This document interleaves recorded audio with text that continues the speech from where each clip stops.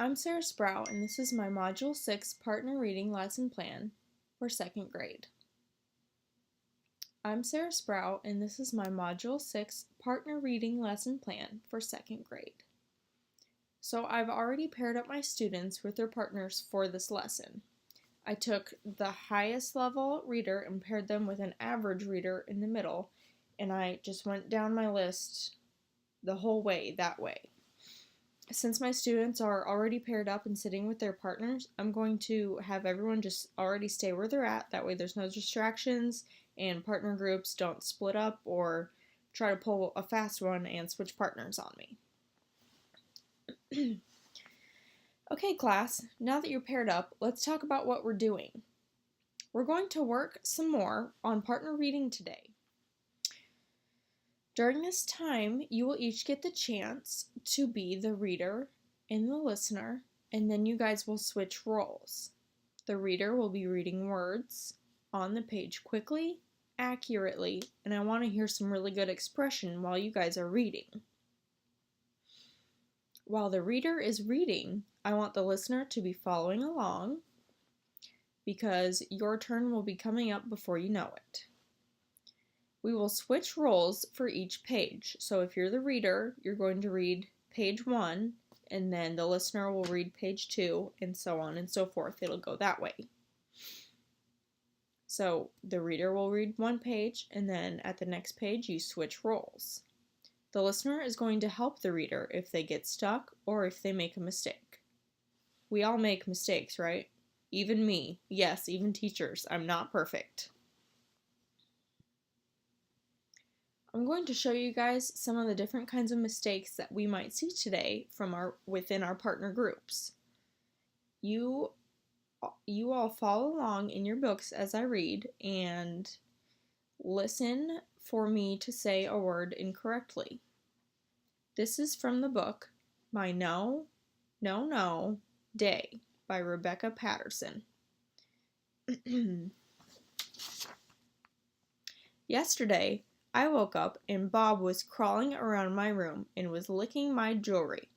So I shouted, "Get out of my ROM!" ROM? What word did I get wrong there? Right, I said ROM instead of room. So if I'm the reader, the listener, my partner, is going to stop me and say, "Stop! You said you need to say the word room, not ROM, okay?" Remember that we need to be kind about it. If we're the listener and we're doing corrections, be kind to the reader because everyone makes mistakes, right? Okay. Then I want you to have the reader say it back over correctly. So I would then say, Yesterday I woke up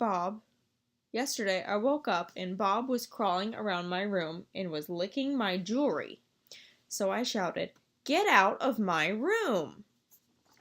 That time I said it correctly, right? So once we correct them, then the readers are going to say it back again using the right words, using the corrections. Another mistake a listener is going to be watching for is if the reader gets stuck after a couple of seconds. We wait to see if they can get it on their own. If it's been more than a few seconds, then the listener can say the word that they're stuck on and ask the reader to repeat the sentence correctly. Go ahead and read along in your book and listen as I read it out loud and listen to me get stuck on a word.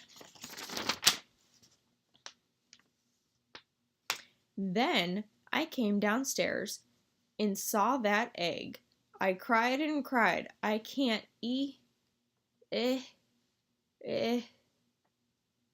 So it's been a few seconds, so the listener would go ahead and stop me and tell me that the word is eat, and I would repeat the sentence over again.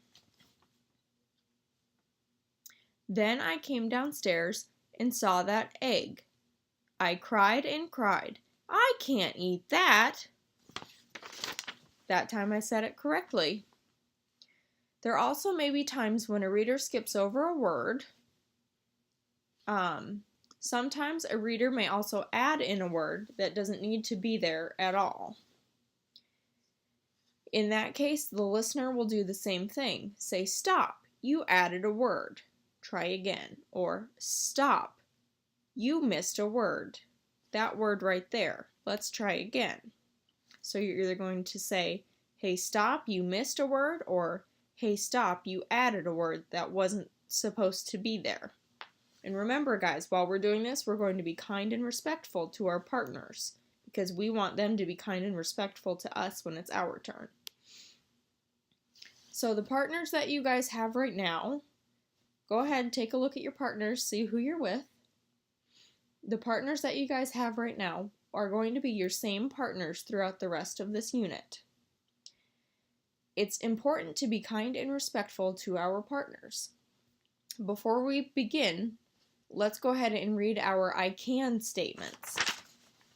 The first one that I'm going to write up on the board is, "I can listen quietly and look at my partner or follow along in the book while they are reading." Our next one is, "I can put the book between my partner and I while we are reading." This way, you guys can both look at the book, see the pages, follow along with each other, and share. Remember, class, we're only talking to our partner about our books. We're not talking about what you guys did over the weekend or what you're eating at lunch or who you're going to play with at recess. We're talking about the stories that we're reading, okay? We're only talking to our partners about our books. No other talking should be taking place right now. I want to hear some good reading going on. So let's go ahead and get started. You guys already have your books, you're in your partner groups, and we talked about being respectful and kind. And let's talk quietly so that way other partner groups that are working can focus on what they're doing. That way they're not distracted, and that way they're not distracting you. Okay, so let's go ahead and get started. If you guys have a question or need my help, just raise a quiet hand. I'll come around to you as to not distract our other classmates who are working on their reading.